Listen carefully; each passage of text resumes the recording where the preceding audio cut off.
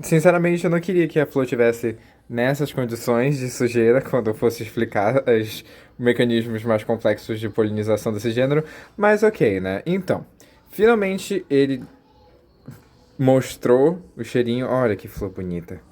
Mas bem, finalmente ele mostrou o cheirinho dele.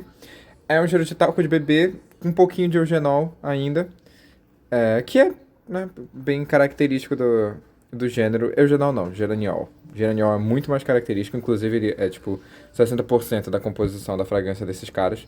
Mas bem, por que eles têm fragrâncias? Qual a necessidade da fragrância? Por que eles têm esse buraco no meio da flor?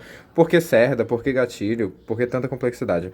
Bem, essa daqui é um dos diversos, e quando eu falo diversos, são diversos mesmo, eu acho que tem mais de 20 gêneros de orquídeas que se utilizam de abelhas euglossínia para serem polinizadas. Em particular, abelhas euglossínia macho, apenas, porque são unicamente essas que vão atrás de fragrância na natureza. Por que elas vão atrás de fragrância?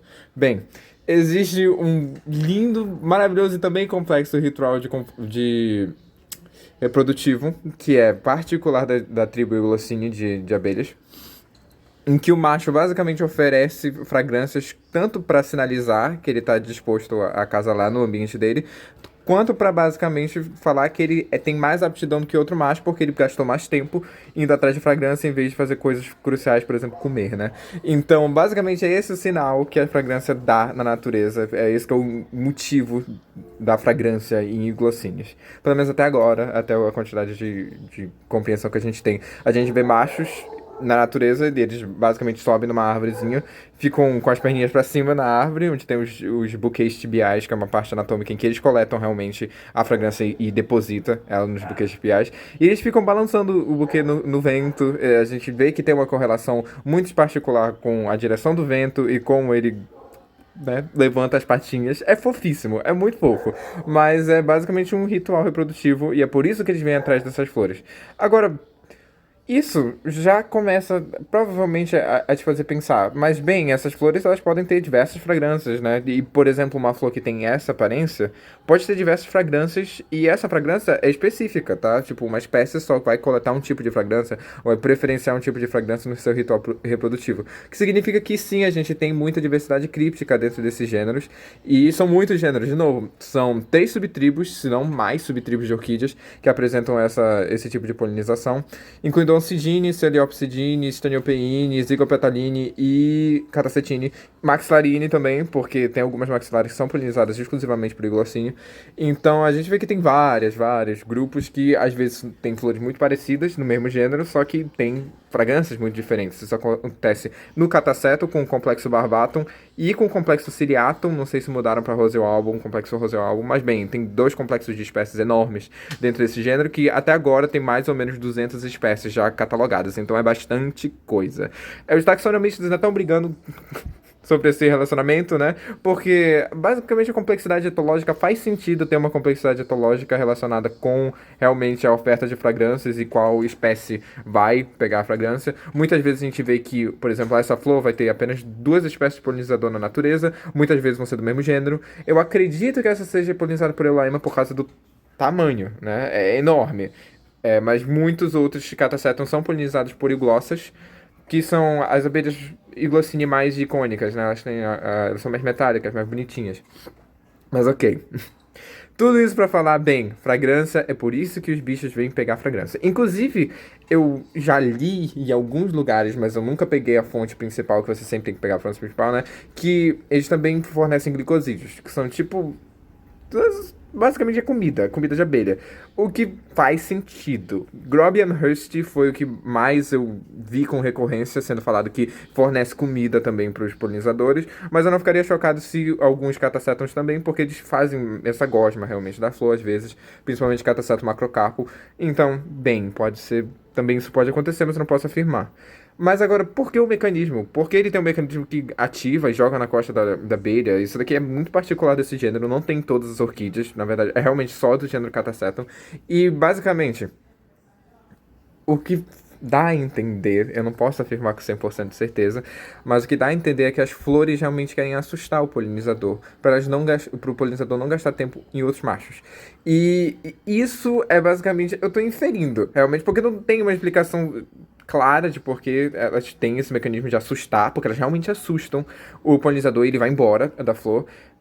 Mas é bem provável que seja disso, por causa disso. Também porque as flores masculinas, elas são bem particulares e, tipo, não tem realmente benefício do polinizador para a planta, né? O polinizador ficar sempre indo de masculina para masculina, masculina, na verdade, isso vai, a maioria das vezes está gastando pólen, porque o pólen só pode aderir uma vez na costa do polinizador, né? E é por isso também, que também é outra inferência de por que as flores masculinas normalmente elas são menos atrativas, porque elas realmente não precisam atrair uma massa imensa de polinizadores, elas só têm que fazer uma coisa e pararem de existir, né? E essa coisa, bora lá. Ah, isso é muito legal. É isso daqui. Elas só precisam fazer isso e parar de existir.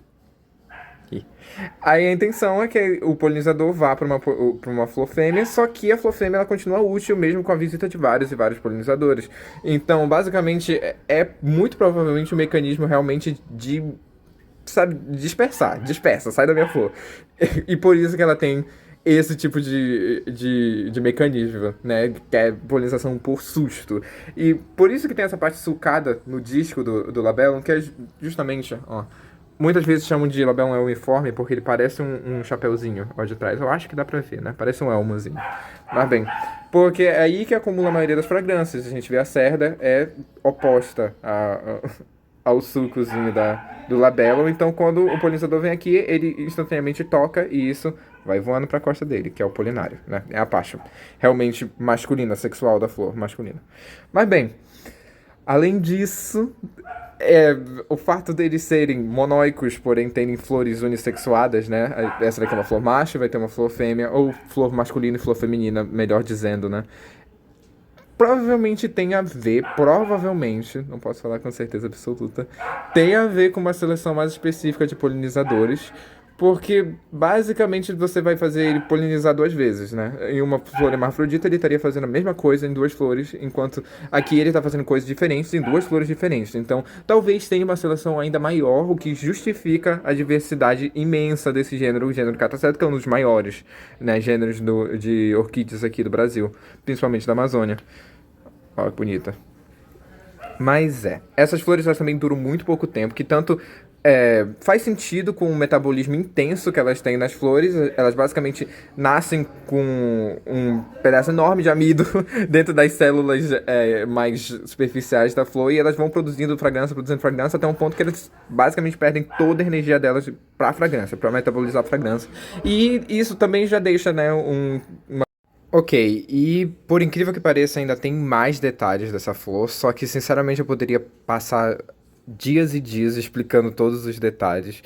Porque ela é cabeluda, porque ela tem pontinhas, sabe, essas pintinhas nas estruturas, né? Isso é muito particular de Euglossini. Euglossini ama pintinhas, eu não sei porquê, mas todas as orquídeas polinizadas por Euglossini amam as pintas.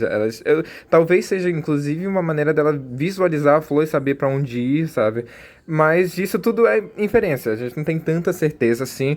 Tanto que, assim, orquídeas são bem estudadas, são a nível de diversidade, por exemplo, e a gente ainda vai falar que elas não são tão bem estudadas a nível de diversidade porque elas estão em um habitat tão difícil, de difícil acesso. Muitas dessas elas só habitam um dossel de florestas e são florestas muito bem desenvolvidas, então a gente está falando de um dossel de 50 metros de altura. Então não é fácil encontrar uma planta dessa na natureza, inclusive encontrar uma planta dessa em uma floresta que está bem desenvolvida, que é justamente o centro de biodiversidade do planeta inteiro, né? Mas, bem, então, basicamente, eu poderia falar muito tempo sobre todos os outros atributos dessas plantas, só que eles são mais inferidos do que realmente conhecimento científico. Eu foquei mais em dar o conhecimento científico direto, né? E, basicamente, é isso. Basicamente é isso. A gente tem outros atributos muito particulares, por exemplo, qual é a dinâmica de espécies, qual o tipo de morfologia floral favorita algum gênero de Euglossini, né? Então, ainda tem outras coisinhas que eu prefiro guardar para o futuro. Mas E o último vídeo cortou em um ponto, só que eu nem sei o que eu ia falar depois disso. E pra deixar breve, é melhor eu omitir qualquer coisa que eu ia falar. Só que ele dura muito pouco, às vezes ele atrai florívoros, né? Que são os gorgulhozinhos que ficam comendo as flores. Inclusive, elas normalmente têm um mecanismo de defesa que são os nectários extraflorais, que servem basicamente para atrair astecas, que são as formigas simbiontes, né? Muito legais essas formigas, inclusive elas ajudam muito a planta, só que aí a gente já tá falando de ecologia expandida do corpo vegetativo, eu quero focar mais na flor agora, mas basicamente elas ajudam para proteger os botões florais quando eles estão começando a aparecer. Aqui a gente tem um osculatum, também é uma inflorescência masculina, perdão. E a gente vê que tem uma massa enorme de formigazinhas, o que vai basicamente proteger ela de lagartas, de outros insetinhos, sabe? Então, pra flor, eu serei breve e manterei basicamente nesses 500. É isso, que é uma flor de Catasetum. E bem, ok. A cerda é o gatilho, tá? Ela sai, é uma extensão direta da coluna. E o gatilho, ele não é, eu acredito, que ele não seja nada químico, complexo, ele é mecânico, sabe? Porque a gente vê que uma hora ele vai começando a ficar mais frouxo. Inclusive, tu vê que esses daqui já estão com o gatilho mais frouxo. Porque o polinário já tá começando a se descolar do clinandril, né? Que inclusive o clinandril é essa parte bem aqui, onde o polinário tem contato com a coluna, realmente. O rostelo é o que divide as duas seções, masculina e feminina da flor. Só que nessa daqui só tem a masculina, a feminina é só vestigial. Ela tem uma cavidade estigmática, só que ela não serve pra nada. Mas bem, é isso. Catação de Sakata ocorre aqui no Pará, que eu me lembro, inclusive. Mas com certeza já ocorre na Amazônia brasileira.